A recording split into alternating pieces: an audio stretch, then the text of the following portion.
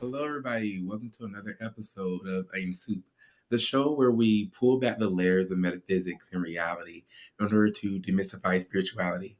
Today, we have a wonderful guest. We have Rabbi Alfredo Borodowski, who transforms mental illness into success. How are you doing today, Rabbi? Doing great. It's a pleasure to be here to share my story and maybe some wisdom.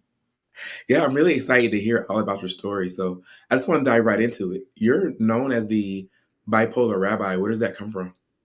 That comes from, there is some people have a point in life that they can say before and after. I had mine that was on the 2013 on June 19th at 10 in the morning. I was arrested. I was impersonating a police officer. I had been manic for 3 months. I went to my psychiatrist and I lied. I told him I was depressed. He gave me Lexapro, an antidepressant, and I went, skyrocketing with my mania all the way. And at that point, a congregant of mine gave me a family and friends shield. And with that shield and my mania, I began patrolling the highways of New York until one day in the town of Mamaroneck, I flashed my shield to a young lady, and 15 seconds later, I had 3 police patrols behind me. Later, I realized when I got a restraining order against the lady, I Googled her name, and she was the fiancée of the policeman that arrested me. Wow. All the possibilities, all the people on this planet. And I was arrested, I was hospitalized, and I was diagnosed bipolar. I didn't know about it until that moment. I was fired from my work. The press made a circus out of me because I was a prominent rabbi. I was even Dexter on the front pages of newspapers in Ireland and Japan. And they made a circus on a news program, a news show. They called me the bipolar rabbi. Okay, once I disclosed that I was bipolar.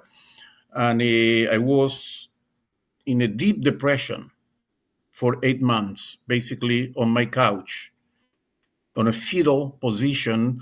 As I was going through the court cases, I had 4 cases against me for impersonating a police officer. And ultimately, I assumed the bipolar rabbi. This is my story. Okay, I'm going to transform it into dignity. Okay, I am going to take ownership of my story and my narrative. And I'm going to turn this suffering into something productive, some wisdom to share. Right. So do you feel that, or rather, in what ways did you, being a rabbi, going through and finding out you had mental illness and becoming bipolar, and turning that around and going back to spirituality, like how has that shaped you? Well, I do not believe that you have to suffer to be wise. There are some traditions that see a redeeming quality on suffering. Okay, coming from the Jewish tradition, actually, there's a story in the Jewish sources that the rabbi was very ill, and another rabbi came to visit and said, well, your suffering is going to bring you reward in the world to come. And the rabbi said, I don't want your reward. Okay. And the story says that the other rabbi then held the hand of this rabbi Mm. and helped him stand. Wow. Okay, then the wisdom of suffering is what I call retroactive. Mm. Once you have it, make wisdom out of it. For sure. But one thing I can tell you that when everybody abandoned me, Dexter, Mm. and my friends stopped taking my phone calls, and basically I was very well known at the lecturing circle, and basically they canceled all my lectures, Mm. and they put me on they canceled me, okay, because I was arrested. And besides my family, my small congregation stood by me. Mm. And they said, "We know Rabbi Alfredo, we know who he is, we know his core, his essence. Okay, this is not him." And my congregation stood by me. I know the power of community. Right. I know the power of good people who know who you are. And they stood by me. And I would say that besides my family, my community saved my life. And if something happened to me out of this journey, is that I really value the power of relationships. Yeah, that's wonderful. It's funny because I went back when I was going through a lot of my trauma in my early childhood, teenage, early 20s. I had something similar happen. I was a very heavy drinker at the time. And it was funny when I decided that I didn't want to drink anymore, or rather, I didn't want to drink as much anymore. I ended up losing a lot of friends. But the people that stuck by my side, we're still friends today, and they helped me and they pushed me through on this journey. But one of the questions I have for you is, in what ways do you help people transform their mental illness, excuse me, into success the same way that you did? Well, I tell you first what took me out of this deep depression of spending my life on a green couch. Mm. One day I was like a force, something that moved me, pushed me to go up to my study. Mm. And I tell you, Dexter, I do not know what it was. But I went to my study and I went straight to my desk. And there on my desk was a file. Mm. And again, I am not sure how that file got there. But it was there waiting for me. That's what I felt. And I took the file, I opened it, and I found the results of a test on positive psychology I had taken 2 years ago. Mm. And again, magic, angels, Yeah. subconscious. I don't know, but it was there. And I read the top 5 strengths that this called the VIA, the values in action test tells you about your strength. And the 5 top strengths were creativity, Mm. curiosity, love of learning, courage, and perspective. Mm. And a switch was turned within me. And less than a month later, after I saw those strengths, I was enrolled on social work school. And one of the things I do through positive psychology, I help people discover their strengths Mm. because everybody has them. But the research tells us that two third of people are unaware of their own strengths. There is a strength blindness, Mm. and it's like a plumber going to your home and you have a leak and your basement is being flooded. Yeah. The plumber comes into your home and says, "I don't have a toolkit." Mm. We do not know our toolkit of strength. Then one of the things I do is helping people to discover and articulate their strength. Mm. And I tell you, I see people who are depressed, people who don't see value in themselves, because mental illness tells you that you are damaged goods, that you are defected, that you don't have a place in the universe, that you're a footnote in humanity. And once you discover your strengths, there is a inner change, mm, okay, in which you suddenly find value in yourself. And once you find your strengths, the next logical question is, mm, what do I do with them? mm. And you move immediately into an action-driven life. Yeah.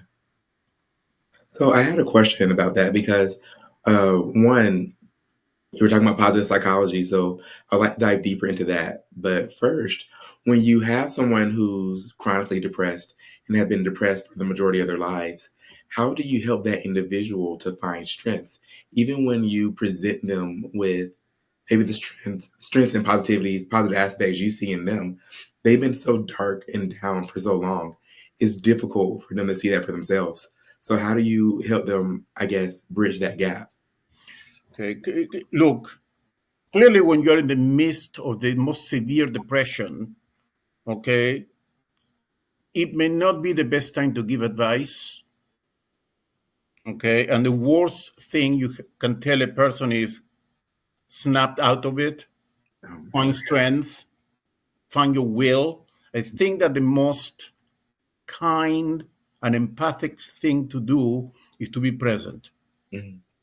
Okay, then your presence is your statement. But I've been reading autobiographies by people with the worst depression. Actually, this is my next book that I'm writing now, and I have read around 40 bestseller autobiographies in the last months. Mhm. And I can tell you that even people who are going through the most severe depression, there is always a point in which you come out of it. Yeah. Okay, it's not a straight line. Okay, it's a roller coaster. Mhm. Okay, then on those moments you come out, sometimes what people do, they try to forget what happened. Mhm. No, you should not forget. Those are moments of exploring wisdom. Mhm. Okay, of asking the questions of, I went through all this pain. Okay, I am now an expert on courage. I am an expert on darkness. I am an expert on uncertainty. I am Wow. an expert on resilience. What happens are people who go through depression and mental illness do not see themselves as experts on life. Mhm. And I say that every person with a mental illness is a master of life. Mhm. What happened that we are given this message all the time that we are defective,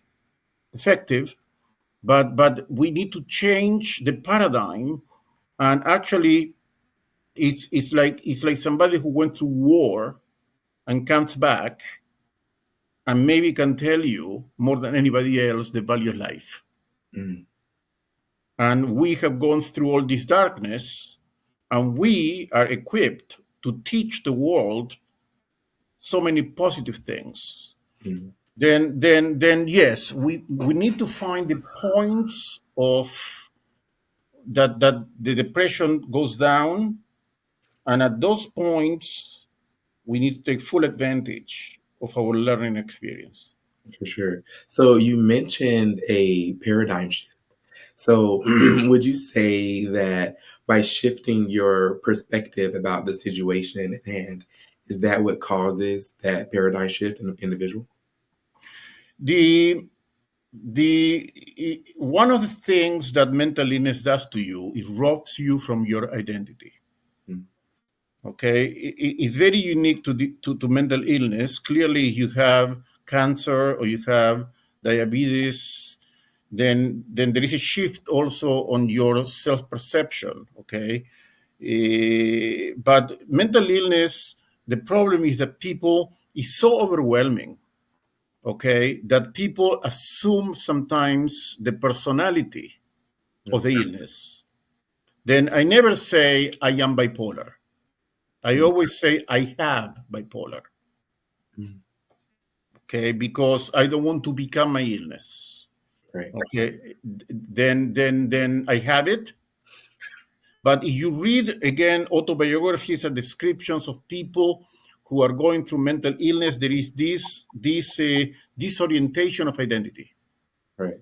Okay, then one of the works we need to do, okay, very important works, is to give people alternative ways of seeing themselves that they are not the illness. Then, when, for example, we discover the strengths, your strengths, then a paradigm shift happens because now instead of describing yourself, I am bipolar, you describe yourself, like I said before, in my case, I am a creative, courageous, curious person Wow. who has bipolar. Right. Okay, and once you begin asking questions of what wisdom have I learned from my condition, then you turn from being a victim of your illness to being an agent of wisdom. And I will not get tired of saying that every person with a mental illness is a master of life. Right. Okay, and we need to assume that power within ourselves. Okay, and with dignity and pride say, I went through so much, I'm going through so much, this is not in vain, will not be wasted. What are the lessons I can draw and teach others through my journey? Wow, that's wonderful.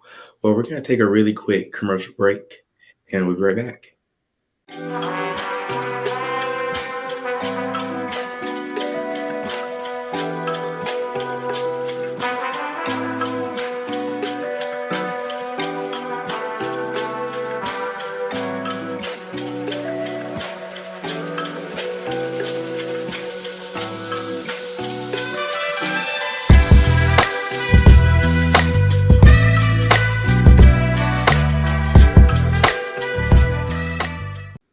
Alrighty, welcome back to Onion Soup, everybody. So we've talked about positive psychology. Can you dive a little bit more deeply into what exactly positive psychology is? Yes, for 100 years, psychology did very well on issues of trauma, neurosis, all kind of pathologies. Okay, that it's very important to address them. But in 1998, a psychologist, Martin Seligman, who was at that point the president of the Association of American Psychology, the top psychologist in the country, he asked an obvious question. Why are we studying only what goes wrong in the psyche, and we are not studying with the same passion what is going right in the psyche? Okay, why we don't write academic papers about flourishing, about resilience, about joy, about happiness? And he gathered 50 of the top scholars on sociology, philosophy, religion, psychology, and anthropology. And for 2 years, they studied what are the values and strengths which are found, repeated among geography and time in humanity. Mm-hmm. Amazing. They studied, for example, the Bible and the Quran and the Bhagavad Gita, but also they study Harry Potter. Oh, interesting. Okay, they study everything they could, study on values and strengths, and Mm-hmm. they came up, Dexter, with 24 strengths, which are actually found through time and space in humanity, which are the core strength of positive psychology. That's Oh, an amazing finding, amazing finding. And a couple of years later, they came with a test called the VIA, the Values in Action mm-hmm. instrument, that maps your 24 strengths and give you the strength on in order of preference. Mm-hmm. At the top five, they're called the signature strengths, which are the ones through which you feel more authentic, energized. Okay, and once you know your top five strengths, then your life changes. Okay, and you begin playing with them and building your life around what you are best at. And by the way, the test is free. It can be taken at the VI Institute website. It takes 30 minutes that may change your life. And then now, there are many places in the United States and around the world where you can get a master's on positive psychology. It's a well-established discipline, recognized, scientifically valid, and we have now papers and papers and educational curricula on based on what it works on the psyche. Awesome. And I also believe that there's a link to the values and actions on your website, correct? Yes, look, I am going to be teaching two seminars, two workshops for free. Mm, Okay, for free. One is going to be called The Wisdom of Mental Struggle, The Wisdom of Mental Struggle on December 6th, mm, where we're going to study techniques about how to transform your journey of struggle into wisdom and becoming a master of wisdom.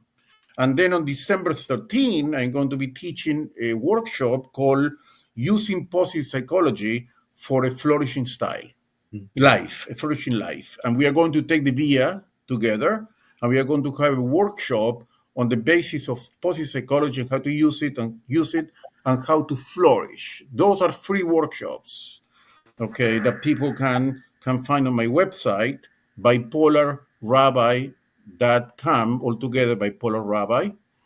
Mm. And also, let me tell you that Dexter, you know that I published a book three Yes. months 3 months ago, The Wisdom of Mental Illness, Finding Strength in Your Struggle. They have 14 chapters: acceptance, wholeness, shame, diagnosis, Mm, prayer, uncertainty. And what is special about the book is that each chapter has a link, and readers can click the link, go to a dedicated site, and share their thoughts. And the book is free, like the workshops. I want to really create a community of wisdom. Then the book is free. And yesterday, I share with you, we have the first 1,500 downloads. wow. 1,500 people have downloaded the book. Today is 1,522. But I really want people to get out of this modality of I have nothing to offer, and Yes. to be master of wisdom. Then I offering these two free workshops and the book for free, Mm. and change your life, change your paradigm. Awesome. So I have a quick question. You help people to discover happiness and fulfillment. What is happiness? Oh my God! I teach. I taught at the university, and at many congregations, full semesters on what's happiness. Okay. Mm, Then one of the most evasive concepts. Okay. Uh, there are two schools that come all the way from Greek, already from Greek philosophy. One is the absence of suffering. Okay. Okay. To maximize your pleasure and to decrease your suffering. Okay. That's one school. The other school is the school of Aristotle, which is one I like it a lot, is having a life of virtue yeah. and maximizing your potential.